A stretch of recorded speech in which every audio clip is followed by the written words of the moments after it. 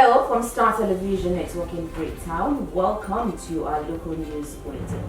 I am Leonora Jawara, and first we have a look at the headlines. The denomination of the Leone is aimed at driving towards decriminalization of the currency to match to the global union currency, according to the governor of Bank of Sierra Leone, Professor Kelfala Kalon. Place a new family of currency and coins into circulation as legal tender and eventually call the existing currency at a date that will be announced pursuant to sections 27.4, 32 and 33 of the Bank of Sierra Leone Act 2019. As part of the drive to building the capacity of the Army, Lieutenant Colonel John Zwad Kali was amongst the recipients as we awarded a Doctor of Philosophy degree in Political Science. It means a lot. I hate saying me, but it means a lot to us. And in sports, some workers of the stadium management, headed by Paul Damule, go on strike over non-payment of salary and rejection by the Chinese contractors to work at the stadium. All these in the headlines.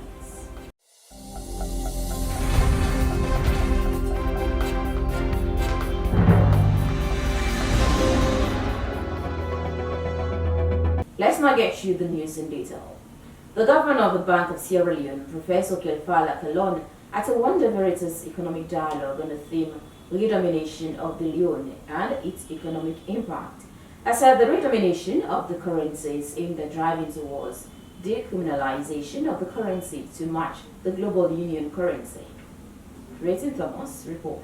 The guest speaker at the One Veritas Economic Dialogue Forum on the theme Redomination of the Leone and its impact held the New Brookfields Hotel in Freetown, Professor Kelfala Murana Kalon commended Veritas Professional Services for the public education policy prior to the introduction of the new currency, noting that redomination is simply a recalibration of nation's currency as a public policy measure that simplifies the understanding, its use and arrangement of the national currency. He maintained that the current regime poses a serious problem in terms of currency transaction costs and the large volume of cash storage, followed with the general risks of theft, noting that with the rebasing or redomination of the currency, it will help the productive capacity of the economy. Place a new family of currency and coins into circulation as legal tender and eventually call the existing currency at a date that will be announced pursuant to sections 27.4, 32 and 33 of the Bank of Sierra Leone Act 2019. Expectedly, redenomination is bound to create genuine concern and confusion among the populace. Therefore, the Bank of Sierra Leone recognizes its duty to fully sensitize the people of this country about the new family of notes and coins in the redenominated currency before they are introduced. Participating in events such as this is one of the ways the bank can perform its duty. What is redenomination? Simply put, redenomination is a recalibration of the nation's currency by dividing it by a constant. In our case, we have chosen a constant of 1,000, which is equivalent to dropping 3 zeros from the existing currency. It's taking place. The anxiety felt by people, but also just a desire to perhaps scare people for various reasons, creates rumor mongering about things like currency redenomination. In the current case, we see the scare tactics where people are claiming that redenomination is going to result in the impoverishment of people and reduce the purchasing power of their savings or their salaries. We hear claims, for example, that if you were earning $1 million now, when we redenominate, your salary will come to 1,000 new leons, and therefore the bank is stealing 999,000 leons from you. Of course, it is true that after redenomination, 1,000 old leons will now be equal to 1,000. 1 million old leons will now be equal to 1,000 new leons. On the preparedness of the commercial banks towards the transition, the Managing Director, Cokel Commercial Bank, Dr. Ekunda Walton Gilpin, noted that they are currently working on the calibration of all their machines as well as preparing the mindset of the staff at the bank on how to handle their customers in terms of withdrawals, not to be caught in persistent confusion. That equation alone, you have physical side and you have the monetary side there in a way. You also have the external side, which has to do with the balance of payments. We take the supply function, you have the supply Y, then you have the Y is the expected output, and then you have minus the P, that's the price at this time, minus the PE, which is the expected price, which will be inflation. So if you want to look at the monetary authority and the price stabilization, you have one key area where they have, which is inflation. You have to be inflation targeting. Now, one of the key reasons why you want to redenominate is because you want to attack inflation. It's a kind of stabilization policy. And if the inflation is required to come down, and then the fiscal authority wants to probably spend more, and that means they want to borrow more from the private sector or from the banks, then they expect that probably there's more money going to be in circulation, which is going to be chasing goods, and that can push inflation up. So if those two are misaligned, then definitely you're going to have this issue wherein the fiscal policy would mitigate against the overall monetary objective of this redenomination. Director of Legal Affairs at the Bank of Sierra Leone, lawyer Suli Mana, highlighted some provisions within the law that gives Parliament the right to making amends, especially on the legal instruments, binding contractual agreements, as well as memorandum of understanding. This was what he had to say. The bank wishes to have new designs, characteristics, etc. It has to do so by statutory instruments and lay such statutory instruments before Parliament. That is in accordance with the Constitutional and Statutory Instruments Act of 1999. So on the 17th of November, the Bank of Sierra Leone laid what we call the characteristics of the loan in bracket, the redenomination of the loan in bracket characteristics act, regulations of 2021. What did that instrument do? That instrument first of all provided that the currency of the loan was going to be redenominated. Denomination is the recalibration of a country's currency typically due to hyperinflation and currency devaluation, whereby the old note is exchanged or withdrawn within the stipulated 90 days. For Star News, Creighton Thomas reporting. As part of the drive to building the capacity of the Army, Lieutenant Colonel John Zwart Kiley was among the recipients that were awarded a Doctor of Philosophy degree in Political Science after defending his doctoral thesis on the new security threat in the Mano River Basin, the spillover of terrorism. Our defense correspondent Abdulrahman Kambara compiled this report. As part of the drive to building the capacity of the Army, Lieutenant Colonel John Zod Kiley has on Wednesday, 6 March 2022, been conferred a PhD as Doctor of Philosophy in Political Science by University of Sierra Leone at the Ajay Crowther Amphitheatre, Mount Toyel, Freetown. With this, he becomes the first military officer to attain a PhD degree at the University of Sierra Leone. Prior to this, he holds a Master of Philosophy in Political Science, Master of Science in Diplomacy and International Relations, Bachelor of Social Sciences in Peace and Conflict Studies, all from Frobe College, University of Sierra Leone, and a barrage of postgraduate diploma and certificates from various universities locally and internationally. In his PhD research project, he wrote in respect of the new security threat in the Mano River Basin, the spillover of terrorism. During an interview with Lieutenant Colonel Dr. Zod Kiley, he dedicated his work to the Mano River Union, the government, and people of Sierra Leone. According to him, this work revealed that there are 15 countries in Africa where terrorists operate, and Mali as case study is a potential area where terrorists will be tempted to spill over their activities. that Mali has 8 terrorist groups with a foreign objective to establish Islamic Caliphate in West Africa. Therefore, there is tendency that these groups will be tempted to spill over their activities to the Mano River regions of Sierra Leone, Guinea, Liberia and Ivory Coast. He has this and more to say. It means a lot. I hate saying me, but it means a lot to us.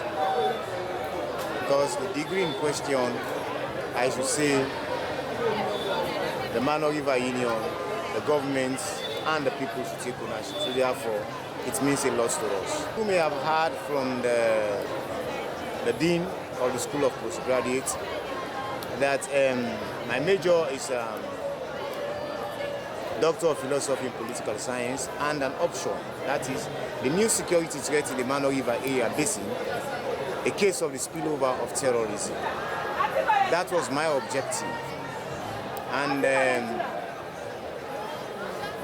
what informed the write-up of this project? You agree with me, or it is on record, that when the guerrilla warfare started in the 1980s in Burkina Faso, to be quite honest with you, the academic society, the security sector, the political elites, the media, and everybody, we are not able to pinpoint the potential of the spillover of that guerrilla warfare. And until in 1989, when Charles Gangue Taylor fired the first shot in Banga, and subsequently for the Seban Asanko on the 23rd of March 1991 in Bomaru. You agree with me that the basin was engulfed with 11-year civil war, and as a result of that, the carnages and destruction caused by that war will remain for a very long time a monumental imprint on the minds of each and every average citizen of the Mano River Union. Why I'm digressing, because this is the focus of my study. Because if you look at the video where I was declared during the Viva session, the chairman, among many other things, said, your work is good and it is recommended for publication. And he encouraged me by saying that I should work relentlessly hard to see that they work with the last community and the last society. So as I said earlier, on this work belong to the Mano River Union, the government and the people. So at least as a calling notice for the Mano River Union, the government and the people to open their door so that they'll push me in order for me to be able to actually get this job or get this message, the views of the persona or the respondent to the last community.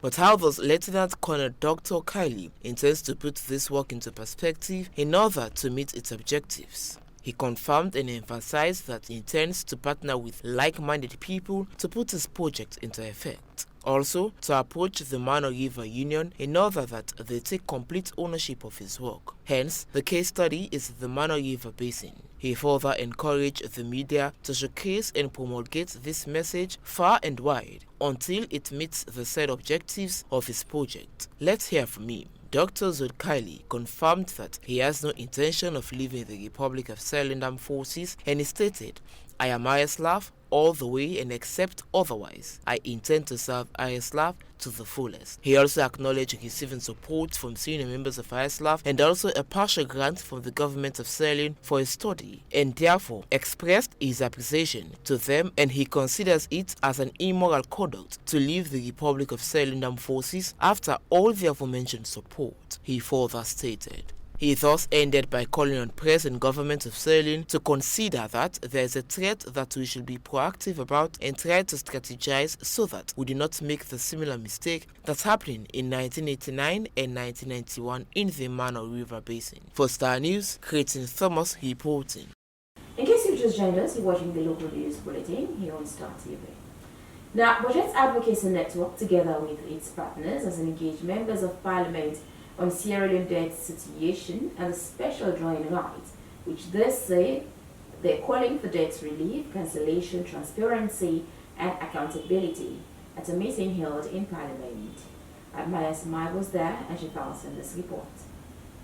In a bid to help Sierra Leone tackle its external debt problem as a means of helping the country address its development and challenges, a diverse group of organizations, which is the Budget Advocacy Network, Christian Aid, Action Aid, and Oxfam, that work in Sierra Leone, have come together to offer support to the people of Sierra Leone and its government in their bid for expeditious and full debt cancellation. Honorable Aliyu Ibrahim Kamara, on behalf of the Finance Committee in Parliament, welcomed Budget Advocacy Network and its partners. He noted that they have been following the issue that has to do with debt sustainable analysis. He explains more. On behalf of the Finance Committee and Parliament as a whole, I wish to welcome BAN and its partners to this very important dialogue that has to do with the debt situation of Sierra Leone 2020 as its title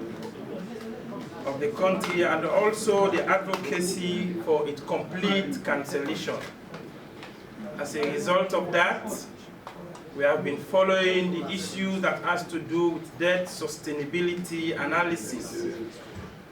As members of Parliament, we all realize that the issue of DSA, which is debt sustainability analysis, is a system in which a country's debt analysis is being assessed, and also the level of debt is being assessed, and that particular debt that has been assessed, the prospective issues it do affect, more especially in the area of its present and future ability to meet its debt service obligation. Executive Director Action Aid Sierra Leone, Fode Bassi Soare, while giving the purpose of the meeting, said they want Parliament to work with the government to strengthen national legal frameworks to ensure transparency and accountability for sovereign debt negotiations, borrowing and management, as espoused in the Africa Borrowing Charter. Here is to present to you a case for Sierra Leone in any international meetings you might attend on the need to present a case on the need for debt cancellation for our country.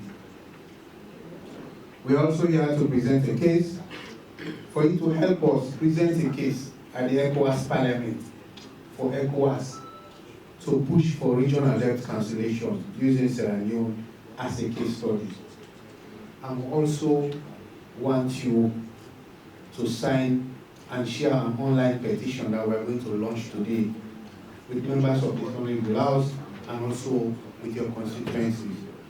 Presenting a report on Sierra Leone debt situations and campaign, the coordinator, Budget Advocacy Network, Abubakar Kamara, noted that Sierra Leone's total debt as at the end of 2020 amounted to 30.71 trillion leones, and in US dollar is 3 billion, which this amount is bigger than the entire 2019, 2020 and 2021 government budget. He explains further. Pushing for debt cancellation, these are some of the reasons.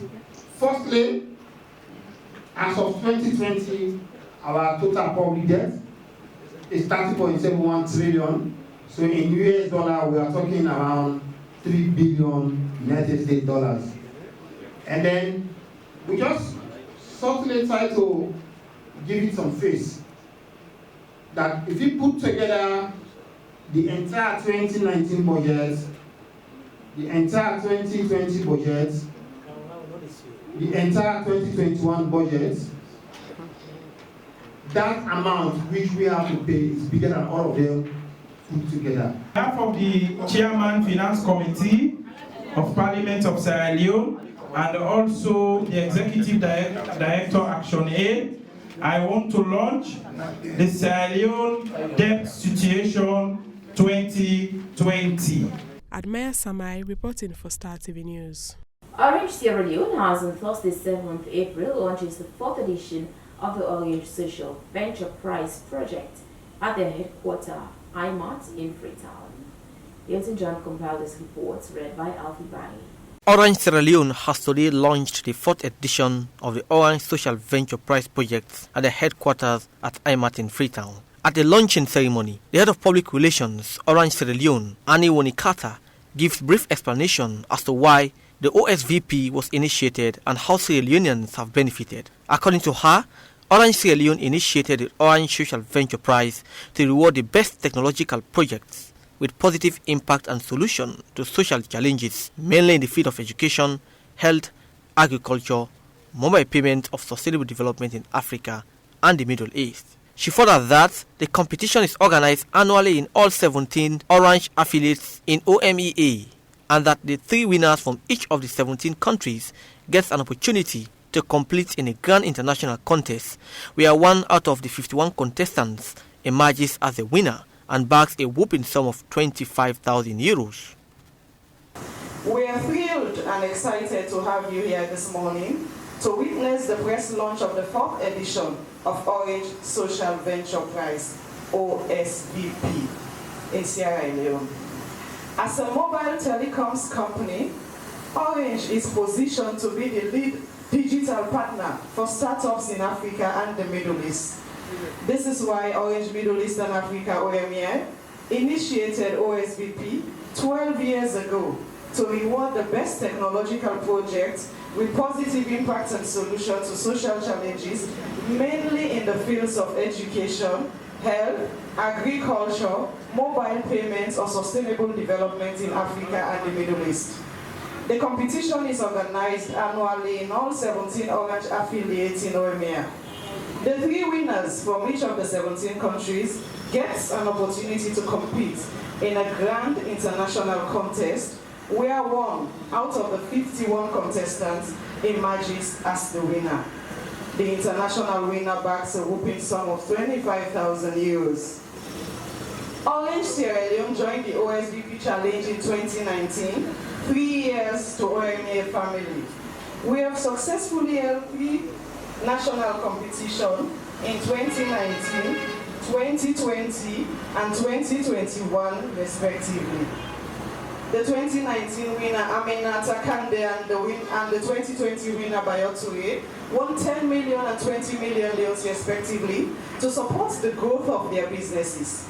Today, Aminata is a proud owner of a thriving agro-fish farm in Bo, while Bayoture is now gainfully employed by Orange as a trainer in our Orange Digital Center, where he is providing his expertise in coding and mentorship to young aspiring innovators. 2019 winner of the OSVP, Aminata F. Konde, shared how she benefited from the OSVP.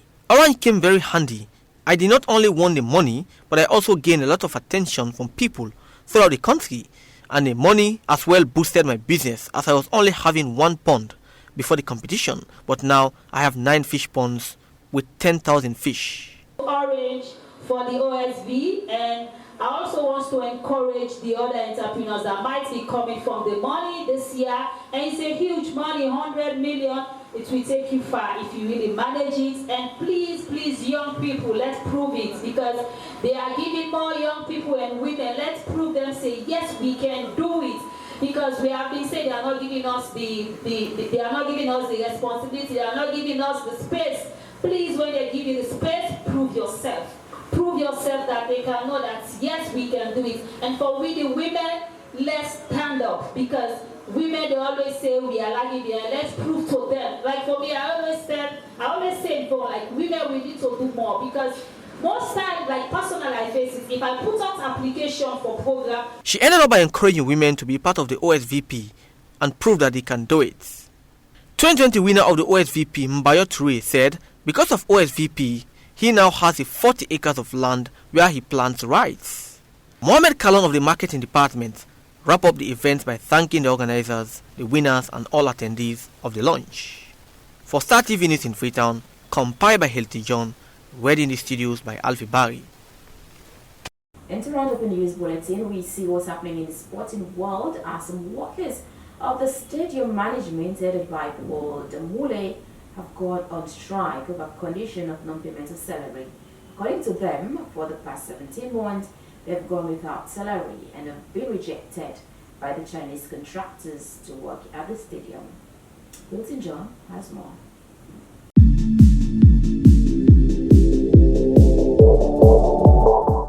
Thanks to Elena Jao, and the situation coming up there from the CKS TV Stadium that some of these staff they put on the strike this morning, calling for the time intervention of President Julius Malema They have been without salary for over 17 months and also their backlog. Although, according to the general manager, Luis Podambule, it has been very challenging, though he's expecting the time intervention of President Bill to say that these staff have what they deserve. Here is the report. The CK Stevens Stadium that was built in the 60s has been the biggest asset as far as sport is concerned for Sierra Leone, more especially in the western area. For far too long, the stadium has faced a lot of challenges. The infrastructure has been one big concern. It is not an hidden secret the past years. The Confederation of African Football banned the CK Stevens Stadium because of its condition. Although the then government, led by President Dr. Hannes Bai Koroma, tried their level best to develop the standard, when they officially signed an agreement with the Chinese government to rehabilitate the CK Stevens Stadium. Although the process was slow, in the current dispensation led by President Julius Maada Bio, work has begun at the CK Stevens Stadium. According to the Chinese government, this work will last for 2 years. The issue of the welfare of the staff has been a big concern.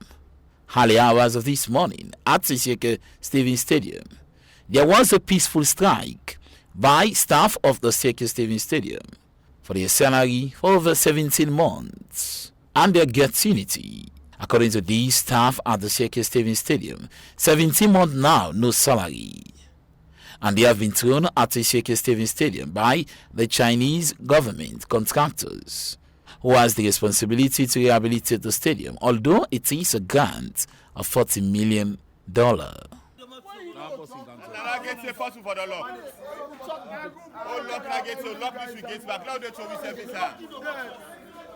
Yes, because it's here, I don't come under control.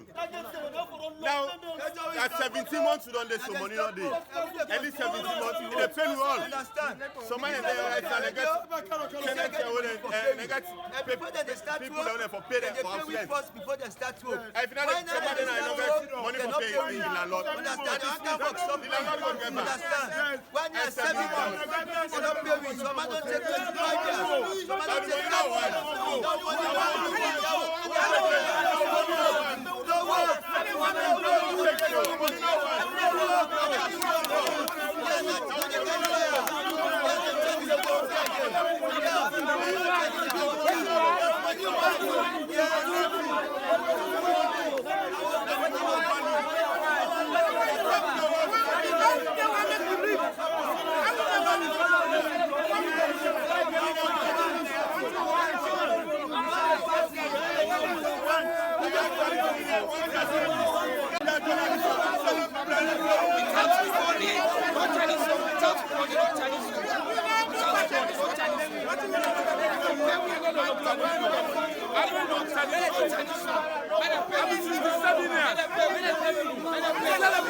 They don't call manager. They don't go call the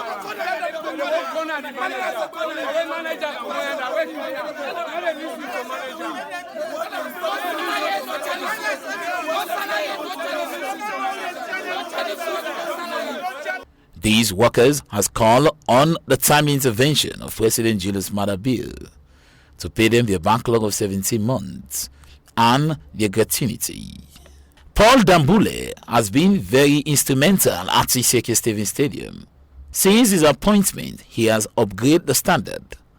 Although it is very challenging for Paul Dambule, he said the way and manner how the National Sport Authority, led by Dr. Kenneth Brymer, has not been fruitful in terms of getting good relationship with members of the stadium management. Now they are faced with embarrassment. Well, not a strike per se, but a concern they raise. One, some they don't work here for decades, some don't work here over 20 to 30 years. So they know exactly what thing don't happen. A period of their wire like renovation you don't do, like you don't know about the terminal benefits and the work they can start. But now yeah, they don't do yesterday, they see that they recruit new people, new staff them, over 100. Then see them, they excluded. And even the same way they talk to me for now, they don't paralyze me office, the National Sport Authority. The boss man when I'm Mr. Kenneth Bremer, they don't paralyze me office, They don't recruit staff them for can head work when Mr. Lami say, Mr. Ali say. They don't give them false appointments. Then a project coordinator for this Chinese Okia. So all the issues that they don't make the staff they don't raise concern this morning. For the job, now Mr. Ali say, I get a pictorial evidence this way go show say Mr. Ali say, now he stopped the job yesterday. But really, we have the people for 3 weeks. Now 18 when we don't take up to the minister, we take up with and severally, we don't lay complaint to the necessary quarters them, we're concerned. But up to now, we don't get no feedback it. So the thing we don't, they look to the staff and like say, now are they like to them, or they don't know what they happen. So as to speak, you don't get power as manager to do anything at the stadium? Well, as I speak for now, based on the appointment we can don't give Mr. Ali say, they don't paralyze me office because of this 40 million grant job where they do your remote. Then they are not for left that one day out. This job here now the third phase is the first phase we don't start 2016 where the stadium be the crack where they can't strengthen up. The past government. The second one now me can meet the perimeter light when 2020 when I be head up. When I be 8-month job. Now me recruit the staff them, no problem, no video. But why now this one we don't can now? We're still a continuation when the management for head up, with or without changing of the title now, with for head up, they don't go reorg for conference in there. So how many months now not pay the staff there? This one they now they start. Well, we done there 1 year, 6 months without salary. The reason being was because of the pandemic. Meanwhile, a meeting was held by the Director of Sports, Koji, and the Minister of Sports and senior authorities, including the contractors, to see how they will settle this issue about payment of backlog salary for over 17 months and the gratuity of these workers. You may be recalled the Chief Minister visited the Sieke Stevens Stadium and ensure these staff that they receive their salary. Since then, not fruitful development has been unfolded.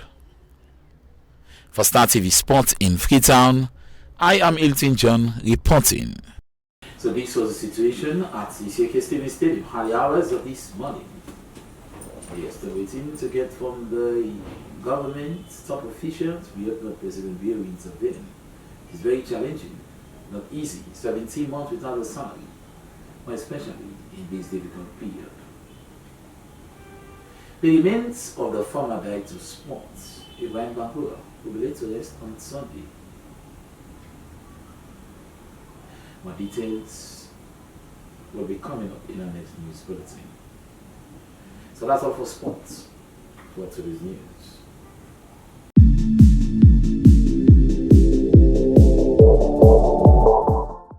Those are the stories we have for you today in this edition of our National News Bulletin. I am Leonora Jawara. Thank you for watching and stay with us for more programs coming up.